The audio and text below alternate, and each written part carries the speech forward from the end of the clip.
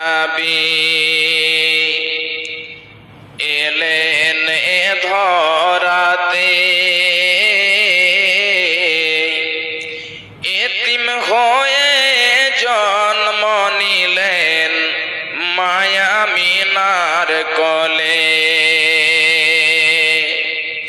সবার সেরা দয়ার নবী এলেন এ ধরাতে,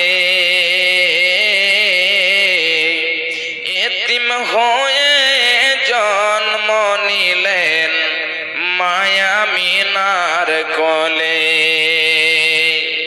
চাঁদনি রাতে পিতার আদর দেখা হলো না, শিশুকালে মা ছাড়িল স্নেহ পেল না। চাঁদনি রাতে পিতার আদর দেখা হলো না, শিশুকালে মা ছাড়িল স্নেহ পেল না। শৈশবেতে নবী আমার, শৈশবেতে নবী আমার কত আদর পেলেন। দুধমা হালিমার কোলে নবী কত দোলা খেলেন। শৈশবেতে নবী আমার কত আদর পেলেন। দুধমা হালিমার কোলে নবী কত দোলা খেলেন। ছোট থেকে আদর করে, ছোট থেকে আদর করে গালে দিয়ে চুমা, হাত বোলায় দিত মাথায় সোনার ছেলে ঘুমা। ছোট থেকে আদর করে গালে দিয়ে চুমা, হাত বোলায় দিত মাথায় সোনার ছেলে ঘুমা। ছোট থেকে নবী আমার, ছোট থেকে নবী আমার কবে বড় হবে, তারি সেবাই বিশ্ববাসী সবাই সুখে রবে। ছোট থেকে নবী আমার কবে বড় হবে, তারি সেবাই বিশ্ববাসী সবাই সুখে রবে। সেই নবীজির ভালোবাসা, সেই নবীজির ভালোবাসা অন্তরেতে রয়।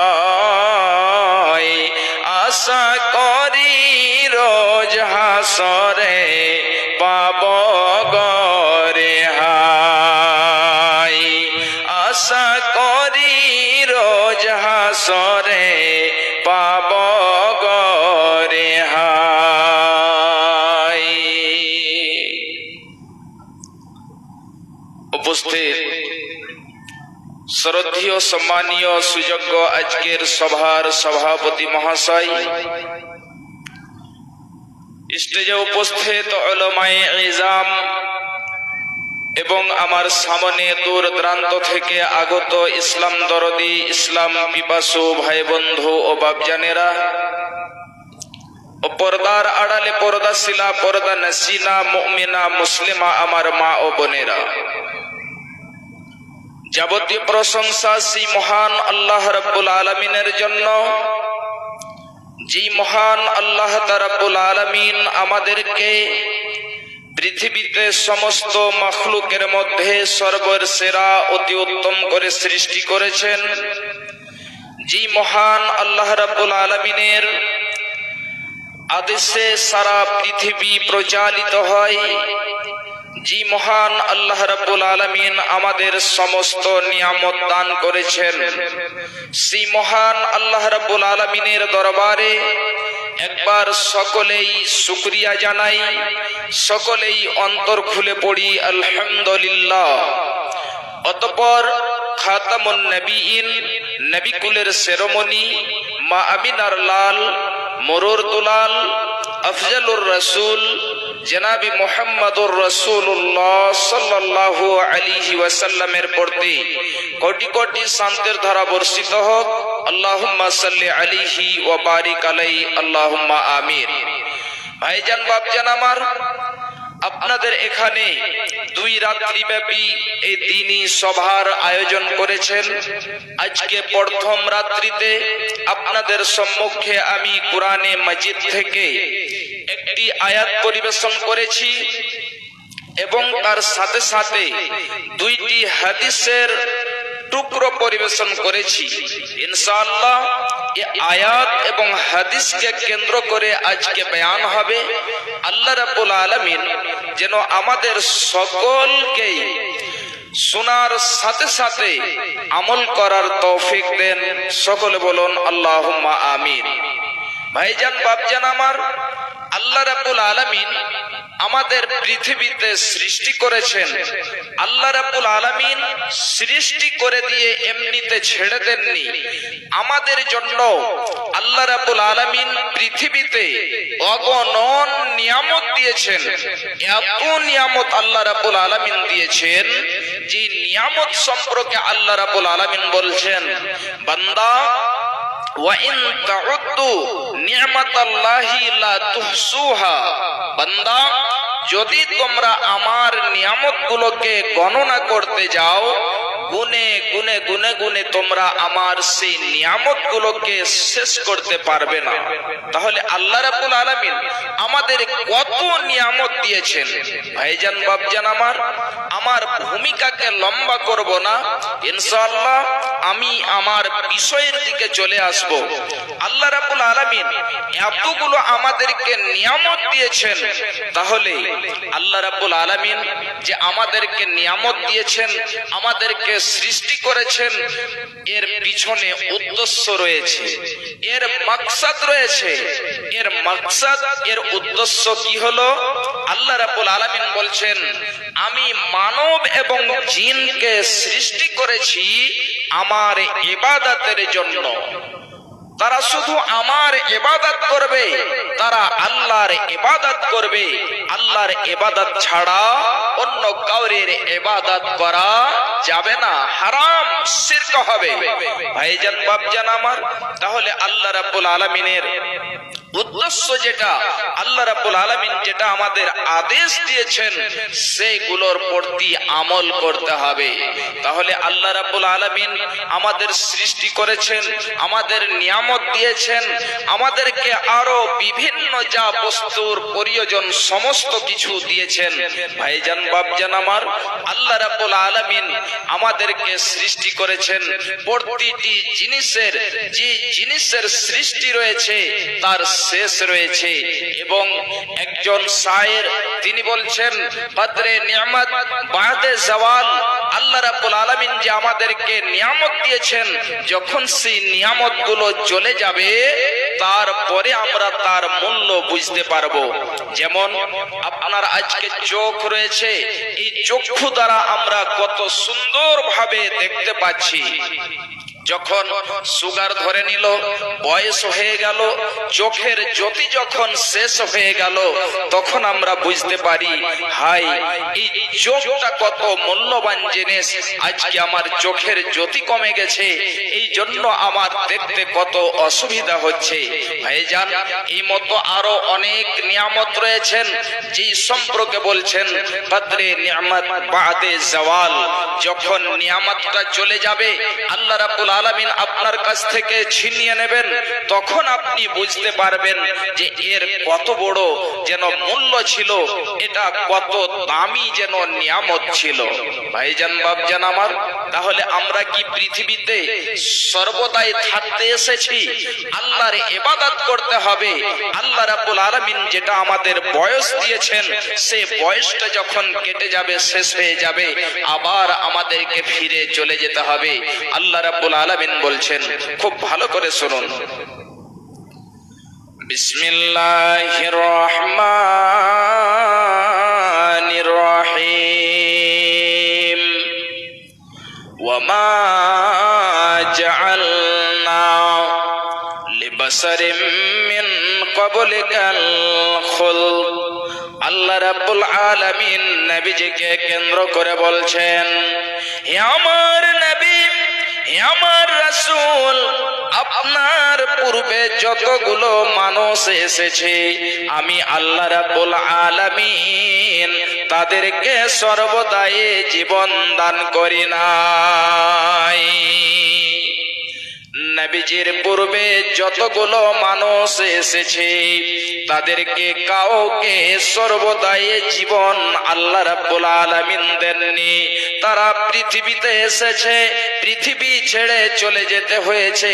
পৃথিবীতে থাকাকালীন যত বাহাদুরি, যত রাহজানি, যত রকম অন্যায় অবিচার করেছে, নিজেকে আল্লাহ বলেছে, তারপরেও যেন তাদেরকে পৃথিবী ছেড়ে যেতে হয়েছে। ভাইজান আমার, আমার মা, আমার বোনেরা, আল্লাহ রাব্বুল আলামিন আমাদের যেটা হায়াত দিয়েছেন 40, 50, 100, 200 বছর, আমরা এই হায়াতটাকে কাটিয়ে নেব, আমরা এই জীবনটাকে কাটিয়ে নেব। তারপরে আমাদেরকে পৃথিবীর মায়া, পৃথিবীর মহাব্বত, পৃথিবীর ভালোবাসা সমস্ত কিছু ত্যাগ করে চলে যেতে হবে। হযরত নূহ আলাইহিস সালাতু সালাম কে দেখেন, তিনি 100, 200 বছর নয়, তিনি 950 বছর ধরে দ্বীনের দাওয়াত দিয়েছেন। 1050 বছর থেকে তিনি বেশি বেঁচে ছিলেন। আল্লাহ রাব্বুল আলামিন তাকে হায়াত দিয়েছিলেন, তারপরেও দেখেন যে তিনি পৃথিবী ছেড়ে চলে গিয়েছেন। ভাইজান বাপজান আমার, এমনি করে যত নবী এসেছেন, যত রাসূল এসেছেন, তাদেরকেও পৃথিবী ছেড়ে চলে যেতে হয়েছে। এমনি করে যত অন্যায়কারী লোক ছিল, যত যেন রাজা বাদশা অত্যাচারী ছিল, তাদেরকেও পৃথিবী ছেড়ে চলে যেতে হয়েছে। আজকে দেখেন পৃথিবীতে যে যেন নমরুদ ছিল, সে নমরুদ পৃথিবী থেকে চলে গেছে। যে ফেরাউন নিজেকে আল্লাহ বলেছিল, সেই ফেরাউন যেন পৃথিবী থেকে চলে গিয়েছে। এমন করে সাদ্দাদ, কারুন, হামান যতগুলো যেন ছিল, তারা সবাই এক এক করে চলে গিয়েছে। আল্লাহ রাব্বুল আলামিন বলছেন, নবী আমার, আফা ইন মিত্তা ফাহুমুল খালিদুন। হে নবী আমার, আপনি মারা যাবেন, আপনি পৃথিবী থেকে চলে যাবেন, আর সেই মক্কার বেদিনেরা, মক্কার কুরাইশরা, মক্কার মুশরিকেরা, তারা নাকি পৃথিবীতে সর্বদাই থাকবে। এটা কখনো হতে পারে না। আমি আল্লাহ রাব্বুল আলামিন এটা কখনোই যেন করব না। এটা কখনোই হবে না। আপনাকে তারা মারবে, আপনাকে তারা পৃথিবী থেকে বিদায় করে দেবে, আর তারা নাকি পৃথিবীতে সর্বদাই থাকবে, এটা কখনোই হতে পারে না। ভাইজান বাপজান আমার মা আমার বোনেরা, যখন কোনো মানুষের মরণ চলে আসে, যখন তার কাছে মালাকুল মউত এসে হাজির হয়ে যায়, এই মালাকুল মউত থেকে কেউ যেন বাঁচাতে পারবে না, কেউ রেহাই দিতে পারবে না। সারা পৃথিবীর যদি বৌদ্ধ কবিরাজ হাকিম সবাই এক হয়ে যায়, এক জায়গায় একত্রিত হয়ে যায়, সমস্ত যদি ডাক্তারেরা একত্রিত হয়ে যায়, তারপরেও যেন তাকে কখনোই বাঁচাতে পারবে না। যে পিতা তাকে যেন লালন পালন করে বড় করেছে, যে মা তাকে 10 মাস 10 দিন ধরে পেটে ধারণ করেছে, যে মা তাকে 2 বছর 2.5 বছর দুধ পান করিয়েছে, ওই মা পর্যন্ত তাকে বাঁচাতে পারবে না। মায়ের সামন থেকে রূহ যেন বের হয়ে চলে যাচ্ছে, মা তার দিকে ফেল ফেল করে তাকিয়ে রয়েছে, ছেলেও মায়ের দিকে তাকিয়ে রয়েছে।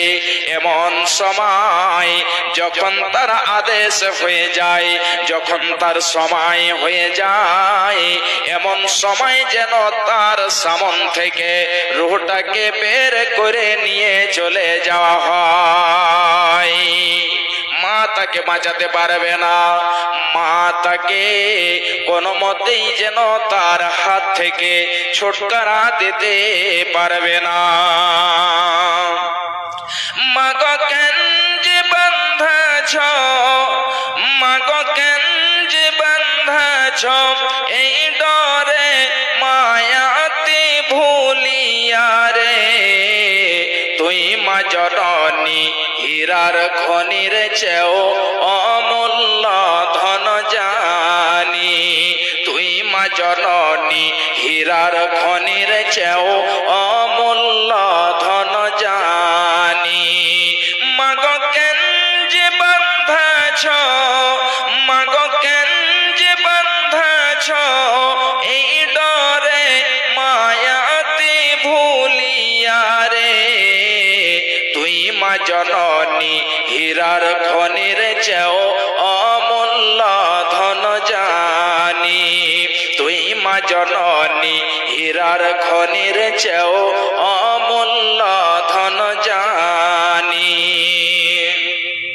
তোর ছায়াতে বসলে মা গো, তোর ছায়াতে বসলে মা গো, পাই খুঁজে আসানি রে, তুই মা জননী হীরার খনির চেয়েও অমূল্য ধন জানি, তুই মা জননী হীরার খনির চেয়েও অমূল্য ধন জানি।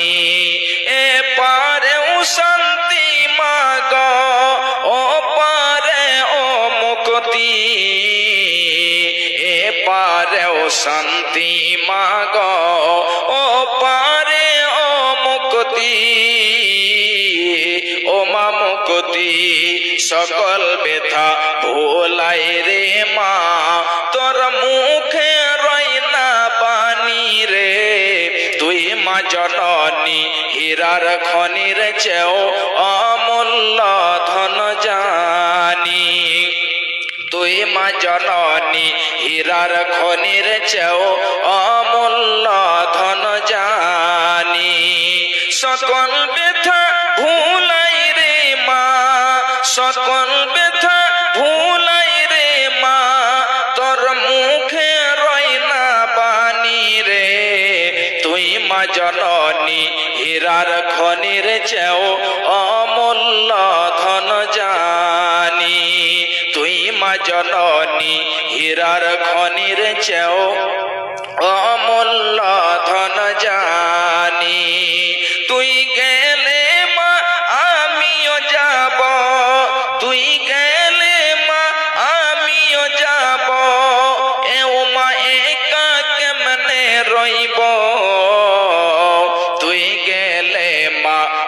আমিও যাব, ও মা একা কেমনে রইব। এই কথাটি ভাবতে গেলে মাগো, এই কথাটি ভাবতে গেলে চোখে আসে পানি রে। তুই মা জননী হীরার খনির চেয়েও অমূল্য ধন জানি। তুই মা জননী হীরার খনির চেয়েও অমূল্য ধন জানি। ভাইজান বাপজান আমার মা আমার বোনেরা খুব ভালো করে শুনে রাখুন। আল্লাহ রাব্বুল আলামিন বলছেন আফাইন মিত্তা ফাহুমুল খালিদুন। হে নবী আমার, আপনি মারা যাবেন আর তারা নাকি পৃথিবী, এটা যেন কখনোই হতে পারে না, এটা কখনোই হতে পারে না।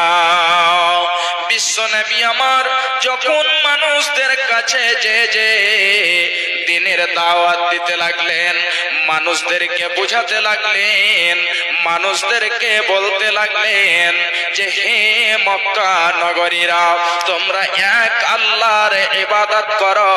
তোমরা যে এতগুলো মাবুদের ইবাদত করছো, এই মাবুদের ইবাদত করা যাবে না।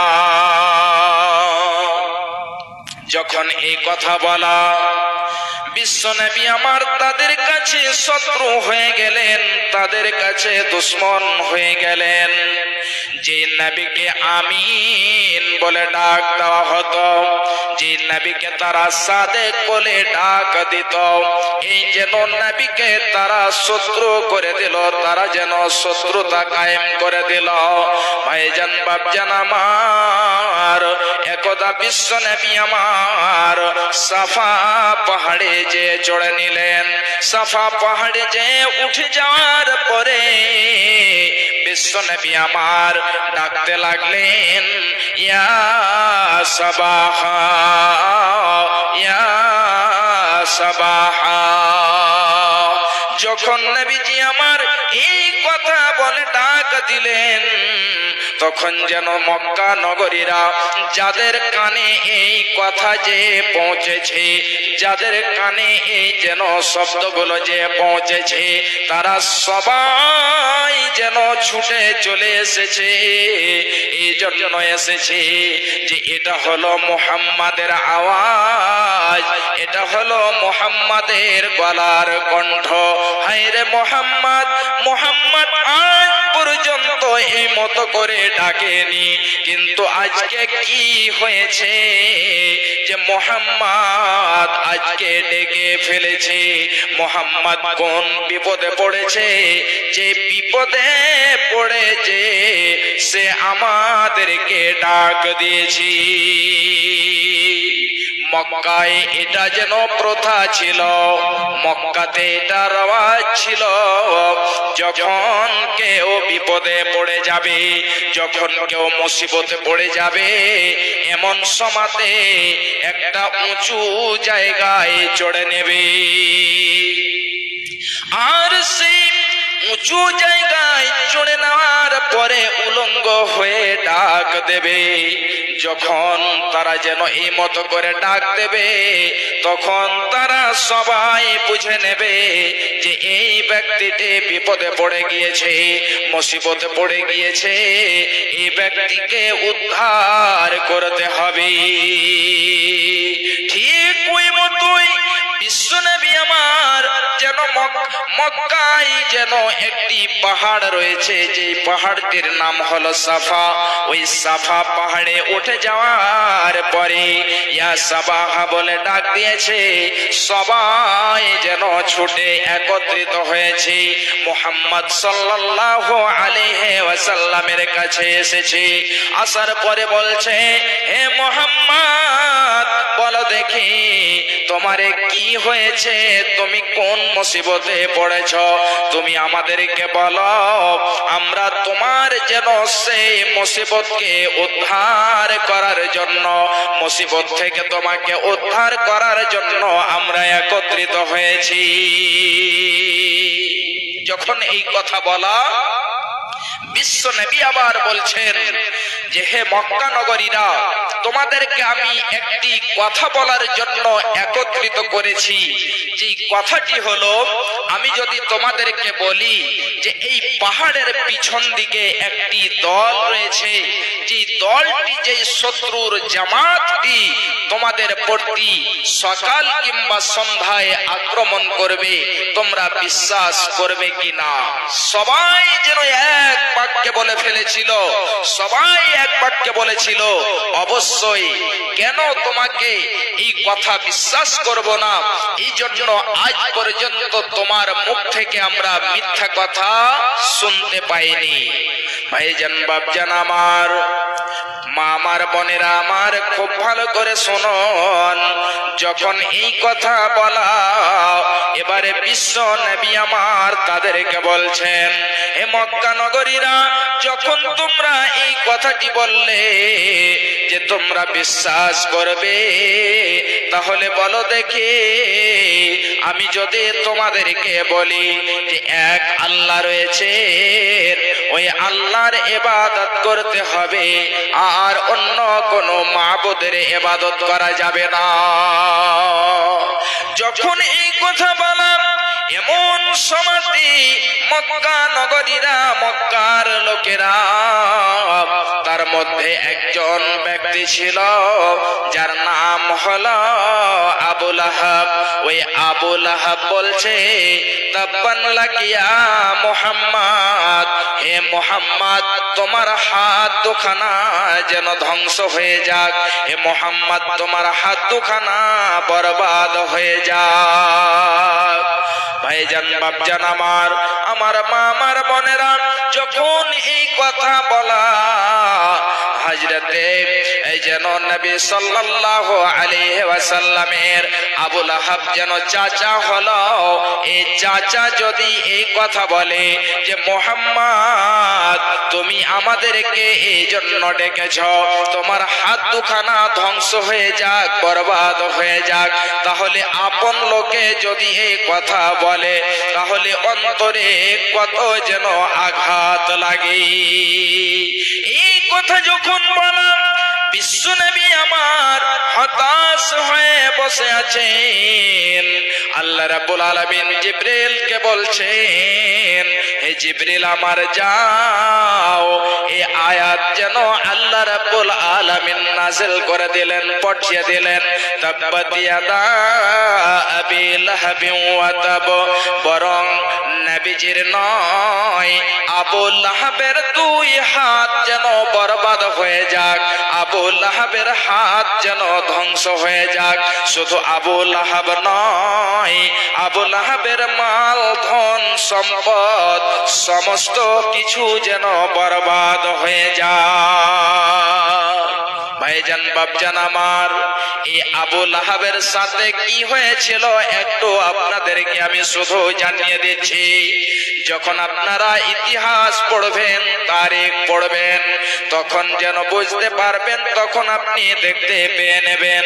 এই আবু লাহাবকে গাজওয়ায়ে বাদরের কিছুদিন পরে তাকে একটি অসুখ হয়েছিল, যে অসুখের নাম হলো আদসিয়া। এই আদসিয়া নামক যখন তাকে অসুখ হলো, তখন যেন তার শরীর পচতে আরম্ভ হয়ে গেল। আদসিয়া কাকে বলে? মুফাসসিরিন বলছেন, যেমন মানুষকে পক্স হয়, উপরে পানি যেন থাকে, ঠিক ওই মতোই তার শরীরে, সারা শরীরে ফুটে গেল, আস্তে আস্তে পচানি ধরে গেল। ভাইজান, বাপজান আমার, আমার মা, আমার বোনেরা, ওই আবু লাহাব যেন ওই অসুখে মারা গেল। যখন সে মারা গেল, তার এমন যেন শরীর থেকে দুর্গন্ধ বের হয়ে আসছে, তার কাছে কেউ যেতে পারে না। তার তার বিবি যেতে পারে না, তার ছেলে যেতে পারে না। এবারে মারা গিয়েছে, কেমন করে তাকে দাফন করবে? যদি তাকে উপরে রেখে দে তাহলে তাকে যেন পাখিতে খাবে, শ্রীগালে খাবে, কুকুরে খাবে, এটা লজ্জার বিষয় হবে। এবারে যে করে হোক না কেন তাকে মাটি দিতে হবে, তাকে দাফন করতে হবে। তার ছেলেরা নাকের মধ্যে কাপড় বেঁধে নিয়ে একটা গর্ত খনন করে বাঁশ দিয়ে, লাঠি দিয়ে, খড়ি দিয়ে তাকে ঠেলতে ঠেলতে নিয়ে যে ওই গর্তের মধ্যে তাকে ফেলে দিয়ে তার উপরে ঢালা মাটি চাপিয়ে দেওয়া হলো। তাহলে দেখেন যে আবু লাহাব নবীজির জন্য বদদুয়া করেছিল যে হে মুহাম্মদ তোমার হাত দুখানা বরবাদ হয়ে যাক, হে মুহাম্মদ তোমার হাত দুখানা ধ্বংস হয়ে যাক।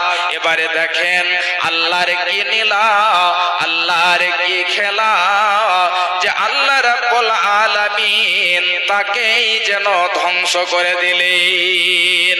ওই আবু লাহাবকে এমন করে ধ্বংস করলেন যে তার ছেলেরা পর্যন্ত ভালোভাবে তাকে মাটি দিতে পারেনি।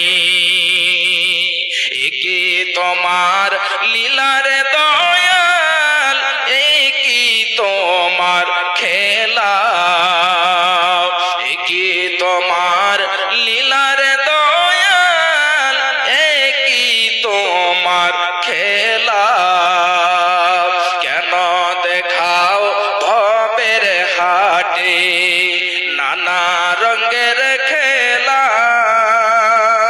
একই তোমার লীলার দয়াল, একই তোমার খেলা, একই তোমার লীলার দয়াল, একই তোমার খেলা। তুমি কাউরে ডোবাও, কাউরে ভাসাও, কাউরে ওঠাও তীরে, একই তোমার লীলার দয়াল, একই তোমার খেলা, একই তোমার লীলার দয়াল, একই তোমার খেলা। তুমি কাউরে মারো, কাউরে বাঁচাও, কাউরে হাসাও, কাউরে কাঁদাও, একই তোমার লীলার দয়াল, একই তোমার খেলা, একই তোমার লীলার দয়াল, একই তোমার খেলা। কেন দেখাও ভবের হাটে, কেন দেখাও ভবের হাটে নানা রঙের খেলা, একই তোমার লীলার দয়াল, একই তোমার খেলা। পাড়ি দিতে আইলাম আমি এই ভব সিন্ধু মাঝে, একই তুমি করলে দয়াল, ডুবলো তরি গঙ্গে, একই তোমার লীলার দয়াল, একই তোমার খেলা, একই তোমার লীলার দয়াল, একই তোমার খেলা। ভাইজান বিশ্ব নবীর জন্য বদদুয়া করেছে।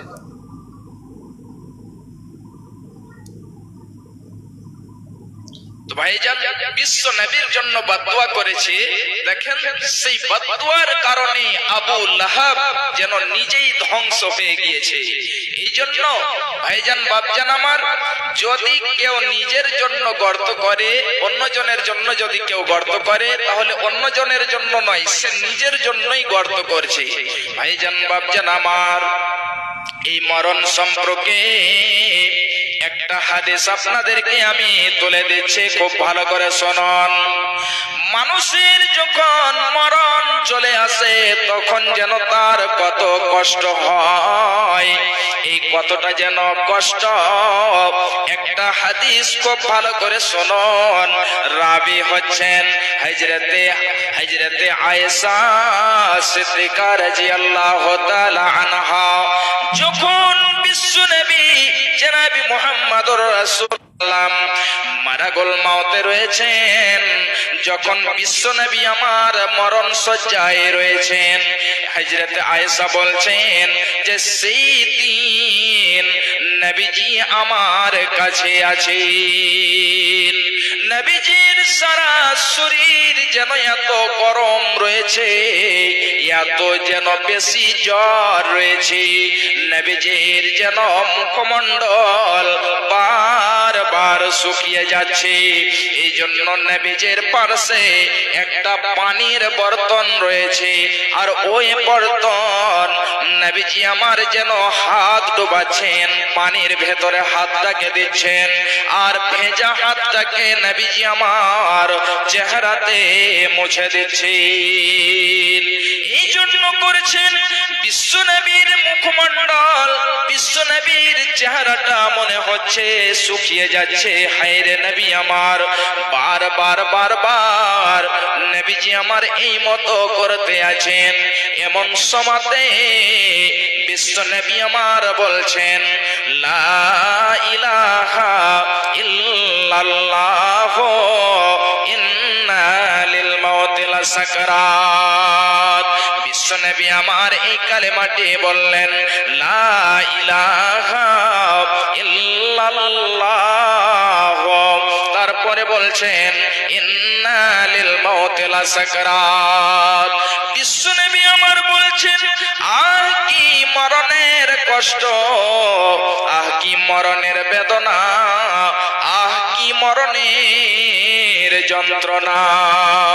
যদি বিশ্বনবীর মুখ দিয়ে যদি এই কথাটি বের হয় যে বিশ্বনবীর কোনো যেন গুনাহ নেই, কোনো পাপ নেই, এমন যেন নবীজি আমার এই কথাটা বলতে পারেন যে আহ কি মরণের কষ্ট, আহ কি মরণের বেদনা, তাহলে একবার চিন্তা করে দেখুন যে বিশ্ব নবীর যদি এই মতো হয়, তাহলে মামার বোনেরা আমার, ভাইজানেরা আমার, আমাদের কি যেন অবস্থা হতে পারে।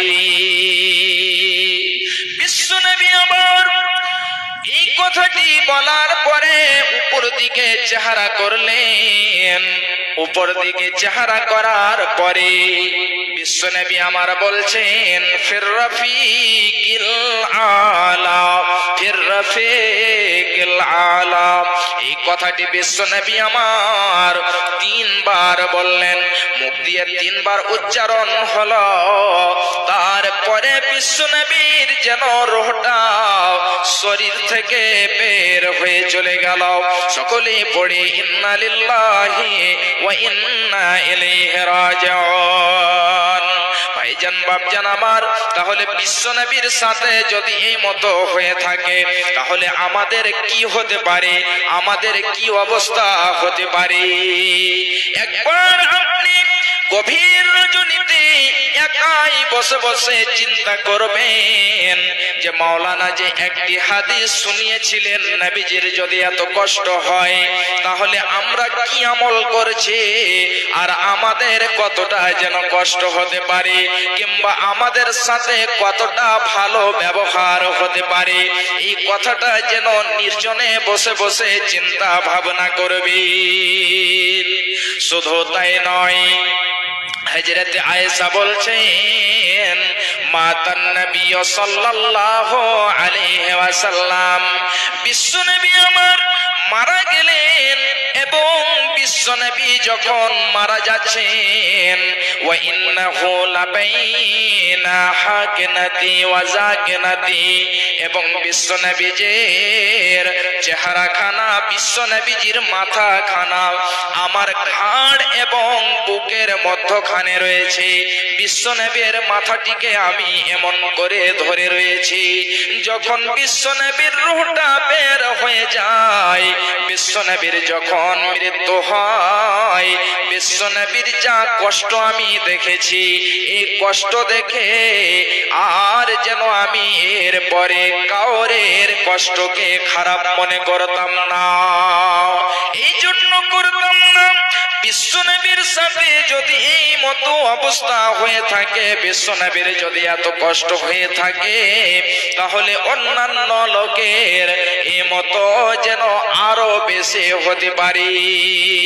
কিংবা হযরতে আয়েশা এটা মনে করতেন, যারা হলো পাপাচার, যারা হলো গুনাহগার, তখন তাদের রূহ বের হবে, এমন সময়তে তাদের কষ্ট হবে।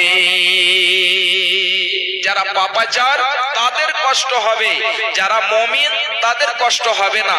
হয়তো হযরতে আয়েশা এটা চিন্তা ভাবনা করতেন, কিন্তু যখন বিশ্বনবীজির এই যেন কষ্ট দেখতে পেলেন, তখন আর বলছেন, এরপরে আমি কোনোদিনই আর কাউরির মৃত্যু দেখে, মৃত্যুর দৃশ্যটাকে দেখে খারাপ মনে করিনি। ভাইজান বাপজান আমার, আরো 2-3টি হাদিস আপনাদেরকে আমি বলবো, ইনশাআল্লাহ আপনাদেরকে শোনাবো। তাহলে আপনাদের এই কাজন নিজামিয়া মাদ্রাসা আপনারা 2 রাত্রি ব্যাপী যে দিনী মজলিসের আয়োজন করেছেন বিশাল আকারে, আলহামদুলিল্লাহ, এটা আমি খুব খুশি হলাম। আজকে প্রথম রাত্রি, তারপরেও অনেক যেন মা বোনেরা এসেছেন, ভাই দাদুরাও এসেছেন, আলহামদুলিল্লাহ, কোরআন ও হাদিসের আলোচনা শুনবেন। তাহলে আপনাদেরকে আমি শুধু 2টা মিনিট সময় নিব, বেশি নয়। তারপরে আবার যেন আমি এই কোরআন ও হাদিসের আলোচনা শোনাবো ইনশাআল্লাহ, যতক্ষণ পর্যন্ত দ্বিতীয় বক্তা না চলে আসবেন। ভাইজান বাপজান আমার, এই মাদ্রাসা আপনারা চালাচ্ছেন, এই মাদ্রাসাতে হোস্টেল, এই মাদ্রাসাতেই ছেলেরা খাওয়া দাওয়া করে, অনেক খরচ রয়েছে। আপনারাকে বলতে হবে না, আপনারা হলেন এই এলাকারই মানুষ, আপনারা জানেন কত খরচ রয়েছে, বেশি নয়। ভাইজান বাপজান আমার, আজকে মরণকে স্মরণ করে অনেক জনের পিতা কবরবাসী হয়েছে, অনেক জনের মা কবরবাসী হয়েছে, অনেক জনের ছেলে কবরবাসী হয়ে গেছে, অনেক জনের আত্মীয় স্বজন আজকে আছে, থাকতে থাকতে নেই, তারা বিদায় হয়ে চলে গিয়েছে। ভাইজান আমার মা আমার বোনেরা, আমাদেরকেও চলে যেতে হবে। আপনাদের কাছে আমি বেশি নয়, একটা জন 5000 টাকা দেনেওয়ালা দাতা এবং 5 জন এক একটি করে 1000 টাকা দেনেওয়ালা, বেশি নয়, আমি বেশি চাইনি, এক একটি করে 1000 টাকা, 5 জন আসুন, আল্লাহর বান্দা, ইনশাআল্লাহ আপনাদের জন্য বিশেষ ভাবে দোয়া করব। ভাইজান বাপজান আমার, আপনাদের জন্য এই বিশেষ করে কাজুন মাদ্রাসা যে আপনারা দেবেন, আপনাদের জন্য প্রতিদিন আমি বিশেষ ভাবে দোয়া করব। ভাইজান বাপজান আমার, আমার মা আমার বোনেরা, একটা জন 5000 টাকা মৃত্যুকে স্মরণ করে, আমাদের টাকা ধন সম্পদ সমস্ত কিছু থেকে যাবে, আমরা চলে যাব। আমাদের এই ধন সম্পদ ছেলে মেয়েরা যারা ওয়ারিস হবে তারা ভক্ষণ করবে, তারা খাবে। ভাইজান বাপজান আমার, আপনার জন্য যে আপনি দান করবেন, সাদকা করবেন, এটাই আপনার কাজে আসবে। বেশি নয়, আমি বেশি চাইনি, 1000 করে টাকা 5 জনের কাছে, এবং 5 জন 500 করে আল্লাহর বান্দা আসুন, মাল ধন সম্পদ সমস্ত কিছু থেকে যাবেন। শাহ সিকান্দার একজন বাদশা ছিলেন, তার নাম আপনারা শুনেছেন। শাহ সিকান্দার সম্পর্কে বলছেন, শাহ সিকান্দার মরিবার কালে এই ওয়াসিয়াত করেন ওয়ারিস সকলে। শাহ সিকান্দার মরিবার কালে এই ওয়াসিয়াত করেন ওয়ারিস সকলে। মরিলে আমার তরে, মরিলে আমার তরে, শোনো বারবার, কাফনের সাথে হাত বেঁধো না আমার, সকলেতে মিলে জুলে ঝুলে খাটলেতে করে, সকলেতে মিলে ঝুলে খাটলেতে করে, দুই হাত ঝুলাইয়া লইয়া যায় মরে। এই হাল দেখে মর যত মাখলুকাত, এই হাল দেখে মর যত মাখলুকাত, আফসোস করিবে আর কহিবে বাত। সাত মোলকের বাদশাহ, সাত মোলকের বাদশাহ সিকান্দার ছিল, সাত মোলকের বাদশাহ সিকান্দার ছিল, সকলে থাকিল আজ খালি হাতে গেল। ভাইজান বাপজান আমার, সমস্ত কিছু থেকে যাবে, কিছু সঙ্গে যাবে না। এই জন্য আমি বেশি নয়, 1000 টাকা করে 5 জন এবং 500 করে আমি চেয়েছি 5 জন। মাশাআল্লাহ, আব্দুল বারী সাহেব 1000 টাকা। বয়স্ক মহিলা খাদিজা 600 টাকা দিয়েছেন। মাশাআল্লাহ, জাযাকাল্লাহ। আল্লাহ টাকা আব্দুল বারী সাহেব যেন 1000 টাকা দিয়েছেন এবং কোন মাতা জান আমার 600 টাকা দিয়েছে। আল্লাহ তুমি সকল দানীদের দানকে কবুল করে নাও। আল্লাহ তুমি তাদের উদ্দেশ্যকে পূরণ করে দাও। আত্মীয় স্বজন যদি, আত্মীয় স্বজন যদি থাকে কবরেতে, উদ্ধারিয়ে নিবে আল্লাহ তুমি এ দান বদলতে। রব্বানা তাকাব্বাল মিন্না ইন্নাকা আনতাস সামিউল আলিম ওয়া তুব আলাইনা ইন্নাকা আনতাত তাওয়াবুর রহিম। আমিন, আল্লাহুম্মা আমিন। মা বোনেরা আমার, আপনারাও দিয়ে যাবেন, জিনারা জিনারা নিয়ে এসছেন আপনারা দিয়ে যাবেন। আজকে প্রথম রাত্রিতে কালেকশন মনে হয় না, আজকে হঠাৎ করে হলো। যদি আপনি না নিয়ে এসে থাকেন তাহলে লিখিয়ে দেন, কালকে দিয়ে দেবেন। জি ভাইজান বাপজান আমার, যদি আজকে না নিয়ে এসে থাকেন তাহলে লিখিয়ে দেন, কালকে দিয়ে দেবেন, পরশুদিন দিয়ে দেবেন।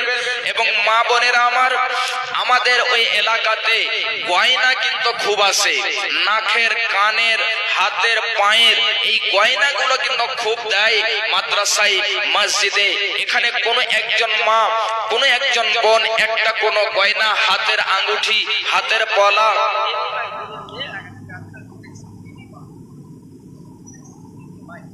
নিনিমাই একজন গরিব মহিলা 1000 এবং 2 বস্তা সিমেন্ট। মাশাআল্লাহ, জাযাকাল্লাহ। আল্লাহুম্মা সাল্লি আলাইহা, আল্লাহুম্মা বারিক আলাইহা। হে মাওলা, তোমার বান্দিকে দেখো 1000 টাকা এবং 2 বস্তা সিমেন্ট দান করেছে। আল্লাহ গো, তোমার নবীর মাদ্রাসাকে কত ভালোবাসে, তোমার নবীর মাদ্রাসাকে ভালোবেসে 1000 এবং 2 বস্তা সিমেন্ট দান করেছে। আল্লাহ তুমি তার দানকে কবুল করে নাও। আল্লাহ তুমি তার উদ্দেশ্যকে পূরণ করে দাও। আত্মীয় স্বজন যদি, আত্মীয় স্বজন যদি থাকে অসুখেতে, সুস্থতা মাওলা তুমি দান করে দেবে। রব্বানা তাকাব্বাল মিন্না ইন্নাকা আনতাস সামিউল আলিম ওয়া তুব আলাইনা ইন্নাকা আনতাত তাওয়াবুর রহিম। আমিন, আল্লাহুম্মা আমিন। মা গো, তোমার মতো লয় না কেহ আমায় বুকে টানি, আঁচল দিয়ে মুছে না কেউ আমার চোখের পানি। মা গো, তোমার মতো লয় না কেহ আমায় বুকে টানি, আঁচল দিয়ে মুছে না কেউ আমার চোখের পানি। চলে গেলে অজানাই আমায় নিলানা, পথে পড়ে কান্দি আমি নাই যে ঠিকানা, পথে পড়ে কান্দি আমি নাই যে ঠিকানা। সুরাইয়া, মাশাআল্লাহ, জাযাকাল্লাহ। আল্লাহ গো, সুরাইয়া যেন বোন আমার 2000 টাকা দিয়েছে। শুনলাম স্বামী মারা গিয়েছে। আল্লাহ গো, আল্লাহ তুমি এই প্রাণ প্রিয় জিনিসটাকে আল্লাহ তুমি কেড়ে নিয়েছ। আল্লাহ যে মাথার ছাতা ছিল আল্লাহ তুমি যেন মাথার ছাতাকে কেড়ে নিয়েছো। জানি না এই স্বামী তার কি অবস্থায় রয়েছে, আল্লাহ তুমি তার স্বামীর কবরকে নূরে মানাওয়ার করে দাও, প্রশস্ত করে দাও। আল্লাহ তুমি এদানির প্রতি হয়ে যাও শাখা, হাসর মাঠে স্বামীর সাথে করে দিও দেখা। আমিন আল্লাহুম্মা আমিন। এটা কি দিল মনিরউদ্দিন, মাশাআল্লাহ জাযাকাল্লাহ। দেখো আল্লাহ তোমার বান্দা মনিরউদ্দিন সাহেব স্বভাবই যে ছিল 500 টাকা মাওলা তোমার রাহে দিল। এ দানের দান মাওলা করো গো কবুল, মিটাইয়া দাও আল্লাহ জীবনের ভুল। এ দানের দান মাওলা গ্রহণ করিবে, হায়াত দারাজ মাওলা তুমি করে দেবে। এ দানের দানকে বুরাক বানাবে, কঠিন পুলসিরাত পার করে দেবে। জান্নাতে যে খিলাইবে মাছের কলিজা দিয়ে ভাত, রেশমি রুমাল দিয়ে মুছিন। আল্লাহুম্মা আমিন। আসুন 100, 500 করে, 200 করে যে আপনি পারবেন। যদি না থাকে আপনি লিখে দেন, 1-2 দিন পরে আপনারা দিয়ে দেবেন। এবং মা বোনেরা আমার চটচট করে আপনারা দিয়ে যান।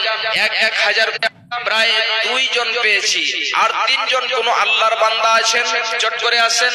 এই নবীর মাদ্রাসাতে যেখানে কোরআন ও হাদিসের শিক্ষা হয়, যেখানে ছোট ছোট ছেলেরা কোরআন ও হাদিসের আলোচনা শিখে শুনে, আল্লাহ তাদের যেন জারিয়াই আপনার জান্নাতের যেন ওসিলা বানিয়ে দেবে।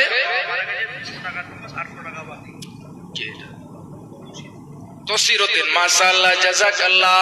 আল্লাহ দেখো তোমার বান্দা তসিরউদ্দিন 1000 টাকা দিয়েছে, 200 নগদ, 800 বাকি দান করেছে। আল্লাহ তুমি এ দানের দানকে কবুল করে নাও। শুনলাম পিতা কবরবাসী হয়েছে, আল্লাহ তুমি তার কবরকে নূরে মানাওয়ার করে দাও। আল্লাহ তুমি তার যেন কবরে জান্নাতে বিছানা বিছিয়ে দিও। রব্বানা তাকাব্বাল মিন্না দুআনা ইন্নাকা আনতাস সামিউল আলিম ওয়া তুব আলাইনা ইন্নাকা আনতাত তাওয়াবুর রহিম। আমিন আল্লাহুম্মা আমিন। শামসুল হক, মাশাআল্লাহ। দেখো তোমার বান্দা স্বভাবই যে ছিল 500 টাকা মাওলা তোমার রাহে দিল। এ দানের দান মাওলা বুরাক বানাবে, কঠিন পুলসিরাত পার করে দেবে। জান্নাতে যে খিলাইবে মাছের কলিজা দিয়ে ভাত, রেশমি রুমাল দিয়ে মোছাইবে হাত। রব্বানা তাকাব্বাল মিন্না ইন্নাকা আনতাস সামিউল আলিম। আমিন আল্লাহুম্মা আমিন। ওই একজন মা একজন বোন আছেন যে একটা গয়না এই নবীর মাদ্রাসাকে ভালোবেসে দিতে পারবেন, কোন একজন বোন এমন আছেন, চট করে দিয়ে পাঠান, ইনশাআল্লাহ তার জন্য আমি দোয়া করব। এবং আল্লাহ রাব্বুল আলামিন যিনারা মুসাফিরের দোয়াকে রদ করেন না, মুসাফিরের দোয়াকে আল্লাহ রাব্বুল আলামিন কবুল করেন। এইজন্য আসুন, মাশাআল্লাহ, এই যে একটা আঙ্গুঠি চলে এসেছে, মাশাআল্লাহ জাযাকাল্লাহ। আল্লাহ তোমার বান্দিকে দেখো একটা আঙ্গুঠি দান করেছে। আল্লাহ গো তোমার বান্দির যেন আঙ্গুলকে কত সুন্দর করে সাজিয়ে রেখেছিল। আল্লাহ গো তোমার নবীর মাদ্রাসার জন্য এই যেন গয়নাকে দান করেছে, আল্লাহ গো আঙ্গুঠিকে দান করেছে। আল্লাহ তুমি তার দানকে কবুল করে নাও। আল্লাহ তুমি তার উদ্দেশ্যকে পূরণ করে দাও। আত্মীয় স্বজন যদি থাকে কবরেতে, উদ্ধারিয়ে নিবে আল্লাহ আযাব হইতে। আমি পাপী গুনাহগার বান্দা তোমার দোয়া দিব কত, নেকি দাও আল্লাহ তুমি তাকে অফুরন্ত। আমিন আল্লাহুম্মা আমিন। 1 নম্বরে এসেছে, তাহলে 3য় নম্বরও পাওয়া যাবে নাকি? ইনশাআল্লাহ পাওয়া যাবে। আসুন 3য় নম্বরে কোন একজন মা বোন আছেন, 3য় নম্বরে আমি দেখতে চাই আজকে এই কাজন গ্রামের মা বোনের যেন কত আল্লাহওয়ালি, যে দেখেন তারা এই কাপড়ে যেন ভর্তি করে টাকা দিয়ে পাঠিয়েছে, আর ইনশাআল্লাহ এই গয়নাগুলো দিয়ে পাঠাবে। যে অনেক তারা যেন ভালো এবং আল্লাহওয়ালি, আবেদা, জাহিদা, মুমিনা তারা অবশ্যই পাওয়া যাবে। চট করে আসুন। আমার প্রাণ পাখি রে, আমার মন ময়না, একদিন তো যাইবার পাখি আমায় ছাড়িয়া। আমার প্রাণ পাখি রে, আমার একদিন তো যাইবার পাখি আমায় ছাড়িয়া, একদিন তো যাইবার পাখি আমায় ছাড়িয়া, ছেলে মেয়ে পাশে বসে কাঁদিবে পাগলের ভেসে, ছেলে মেয়ে পাশে বসে কাঁদিবে পাগলের ভেসে, চোখের জলে পড়বে কোরআন খুলিয়া, আমার প্রাণ পাখি রে আমার মন ময়না, একদিন তো যাইবার পাখি আমায় ছাড়িয়া, কুলের পাতা গরম জলে, কুলের পাতা গরম জলে টাঙ্গাইয়া মশারির তলে, গোসল করাইবে তোমায় দুইজন মিলিয়া, গোসল করাইবে তোমায় দুইজন বসিয়া, আমার প্রাণ পাখি রে আমার মন ময়না, একদিন তো যাইবার পাখি আমায় ছাড়িয়া, একদিন তো যাইবার পাখি আমায় ছাড়িয়া। মামার বোনেরা, আমার ভাইজানেরা, একটি ছোট্ট করে হাদিস আপনাদেরকে আমি শোনাচ্ছি। বিশ্ব নবী বলছেন, দাউ মারজাকুম বিসসাদাকাতি, তোমাদের মধ্যে যে সমস্ত ব্যক্তিরা অসুস্থ রয়েছে তাদের চিকিৎসা করো, দান করে সাদকা করে তোমরা তাদের চিকিৎসা করো। ভাইজান বাপজান আমার, আমার মা আমার বোনেরা খুব ভালো করে শুনুন। বিশ্ব নবী যে হাদিস বলেছেন, এই হাদিসকে সামনে রেখে একটা ঘটনা আপনাদেরকে আমি শোনাচ্ছি, খুব ভালো করে শুনুন। একজন ডাক্তার ছিলেন, সে বিখ্যাত ডাক্তার, তার নাম হলো ডক্টর ঈসা মারজুকি।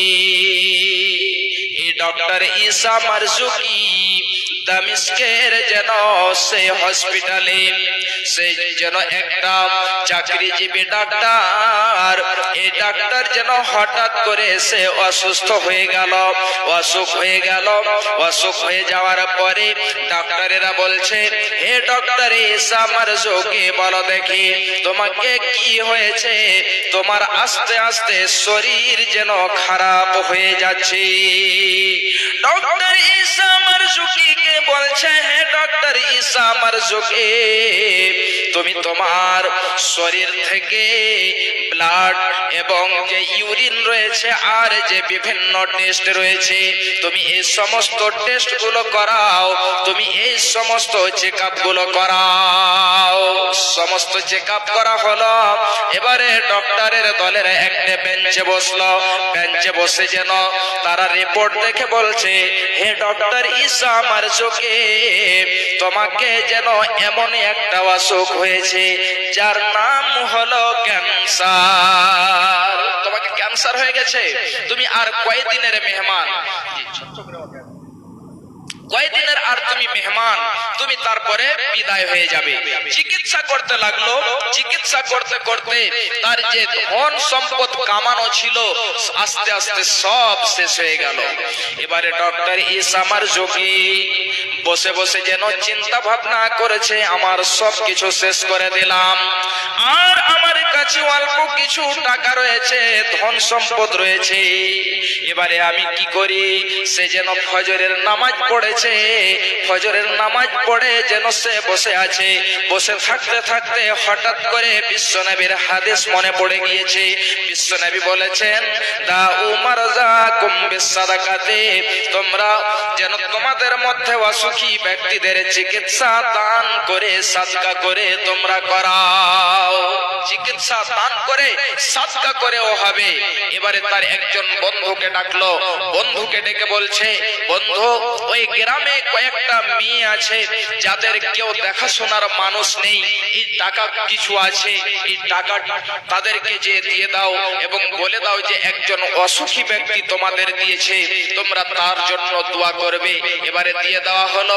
আস্তে আস্তে আস্তে আস্তে লম্বা ঘটনা, সে ডক্টর ঈসা মারজুকি আগের মতোই হয়ে গেল। এবারে ডক্টর ঈসা মারজুকি সে যেন হসপিটালে গিয়েছে, ডক্টরেরা দেখে হতভম্ব হয়ে গিয়েছে। আমরা বলেছিলাম ডক্টর ঈসা মারজুকি আর কয়েকদিনের মেহমান, তারপরে সে যেন বিদায় হয়ে যাবে, পৃথিবী ছেড়ে চলে যাবে। এবারে দেখছি সে ভালো হয়ে গিয়েছে। ডক্টর ঈসা মারজুকি সমস্ত টেস্ট করালো, ডক্টরেরা এক জায়গাতে বসে দেখছে, ডক্টর ঈসা মারজুকি তোমার শরীরে যে ক্যান্সারের যে জীবাণু ছিল, জারাসিম ছিল, একটাও নেই। ডক্টর ঈসা তুমি কি দিয়ে চিকিৎসা করেছো, কোথায় তুমি চিকিৎসা করেছো একটু বলো। তখন যেন সে বলেছিল যে আমি হঠাৎ করে বসে আছি, স্মরণ চলে আসলো বিশ্বনবীর এই হাদিস, এই হাদিস দ্বারা আমি চিকিৎসা করিয়েছি। আমার বলার যেটা উদ্দেশ্য, মা আমার, বোনেরা আমার, ভাইয়েরা আমার, যদি আপনি দান করেন, সাদকা করেন, আপনার এমন অসুখ রয়েছে যে অসুখের ওষুধ নেই, যে অসুখ আপনার ভালো হয় না, আপনি দান করেন, সাদকা করেন, আল্লাহর কাছে দোয়া করেন, ইনশাআল্লাহ আপনার এই অসুখ ভালো হবে।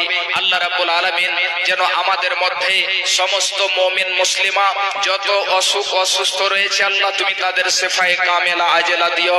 আল্লাহ যারা কবরবাসী হয়েছে, আল্লাহ তুমি তাদের কবরকে নূরে মানাওয়ার করে দিও। আমি এখান থেকে ইতি করছি।